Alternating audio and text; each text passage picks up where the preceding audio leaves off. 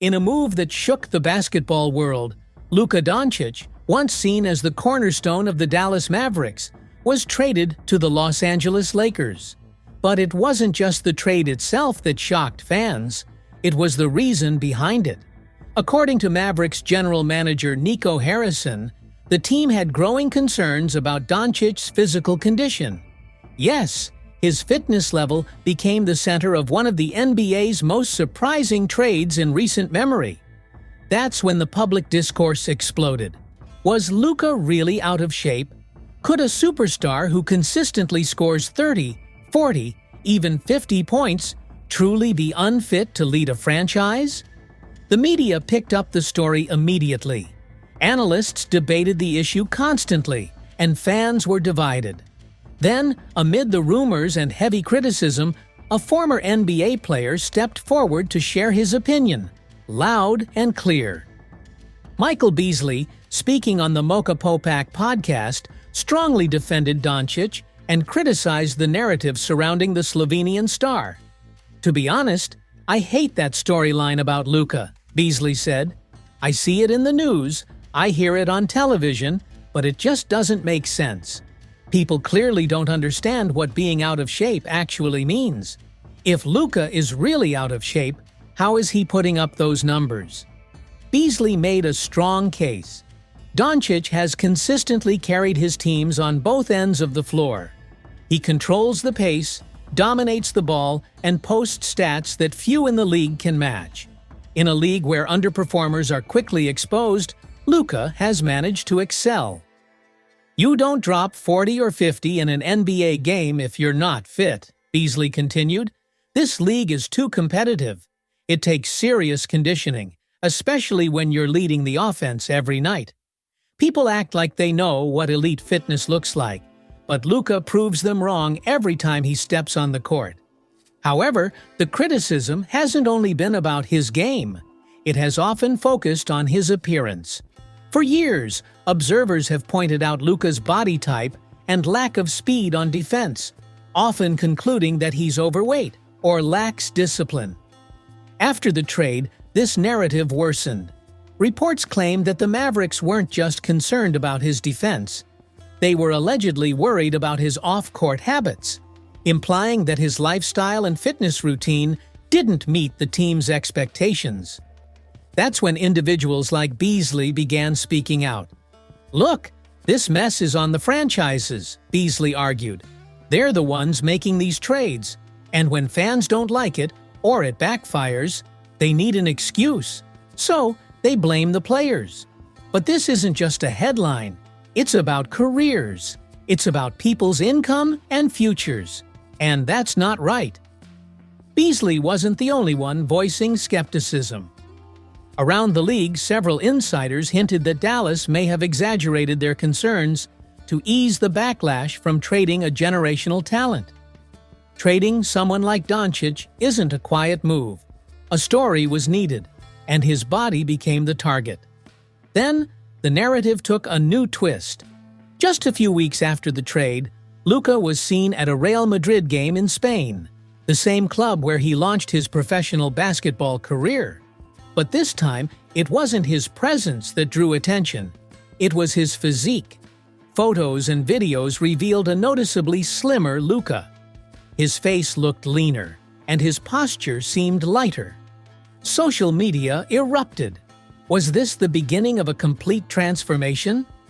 Rumors quickly spread that Dončić was taking the offseason more seriously than ever.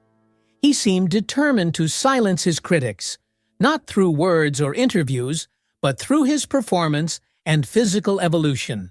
Sources close to him suggested he was undergoing a complete fitness overhaul, aiming to arrive at training camp in peak condition. If that's true, the league could be in for a surprise. Because if Dončić has been this dominant without being in top shape, what will he look like when he is? One thing is certain. His body has become the focal point of one of the NBA's most dramatic off-seasons. And as the next season nears, all eyes will be on Los Angeles to see whether this trade leads to redemption or revenge? So, what's your take? Are the criticisms justified? Or is Dončić simply an easy scapegoat? The Lakers' 2024 season ended in bitter disappointment. After showing resilience in the second half of the regular season, fighting through injuries, lineup changes, and widespread doubt, the Lakers looked ready to make a deep playoff push. They played fast, aggressive, and dangerous basketball. Many experts listed them among the top contenders. But then, reality struck. The Lakers were eliminated in the first round by the 6th-seeded Minnesota Timberwolves in just 5 games. This sudden downfall raised several questions. One of the most puzzling cases was Jackson Hayes. Let's take a step back. Throughout the regular season, Hayes was a consistent part of the Lakers' front-court rotation. Playing nearly 20 minutes per game, he provided athleticism, energy, and rim protection.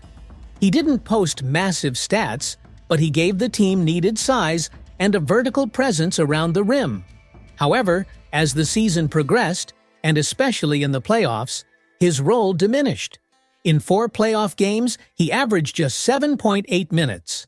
In Game 5, the Lakers' final shot, he didn't play at all. Fans were left wondering why their only dependable big man was benched during the most crucial games. Some blamed head coach J.J. Redick, suggesting it was either a matchup decision or something deeper.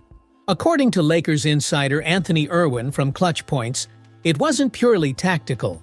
There were emotional and financial factors at play as well.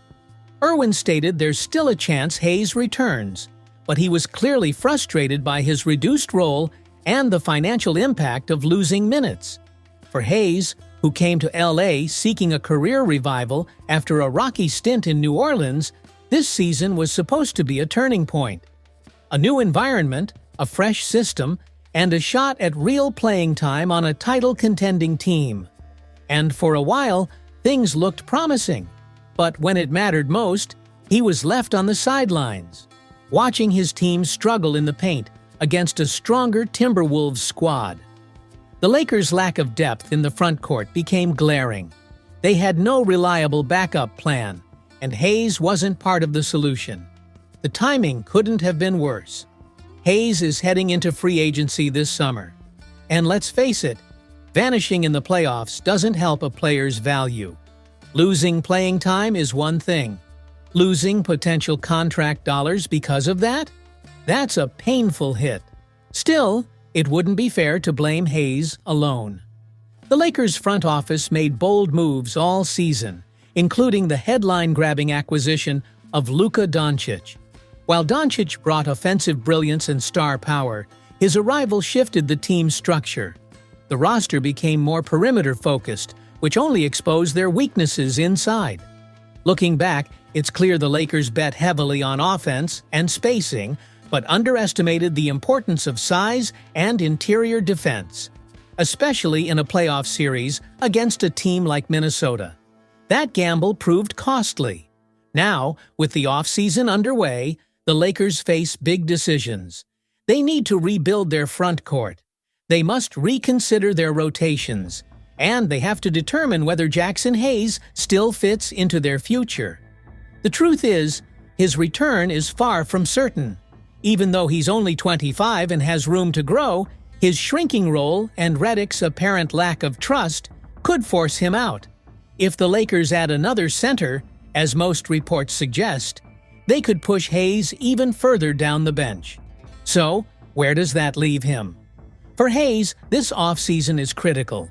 Whether he stays in LA or finds a new team, he'll need to prove he's more than just a high-flying athlete. He has to show he can contribute consistently and earn meaningful minutes again. For the Lakers, this situation serves as a cautionary tale. Balance matters.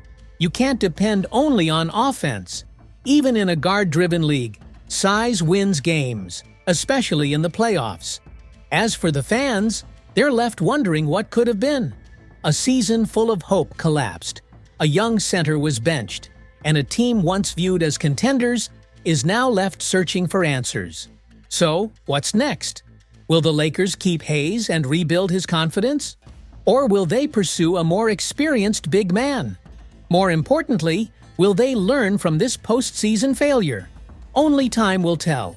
But one thing is clear: the choices made this summer could shape the Lakers' future for years.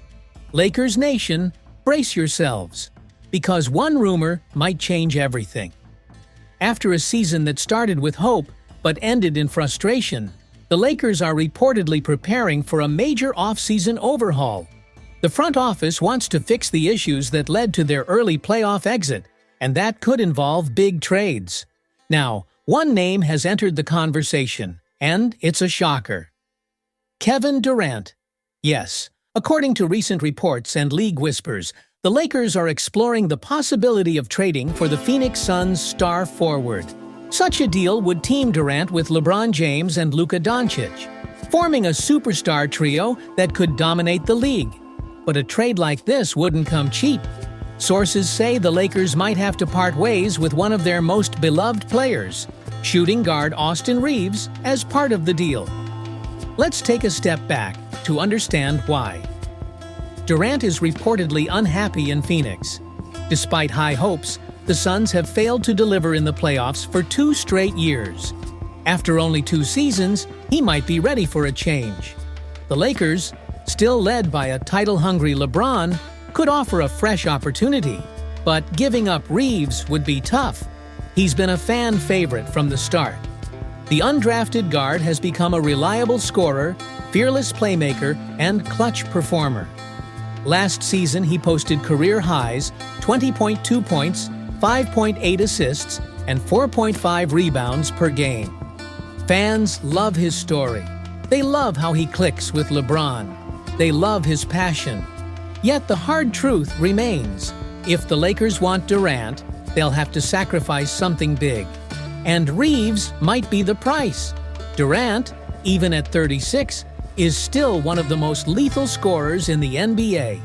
He can shoot from anywhere, create his own looks, and brings championship experience. Pair him with LeBron's leadership and Luka's brilliance, and you have a team built to win now. But there's a flip side. Durant has dealt with several injuries in recent years. He's not the two-way force he once was. And this trade, like all bold moves, comes with risk.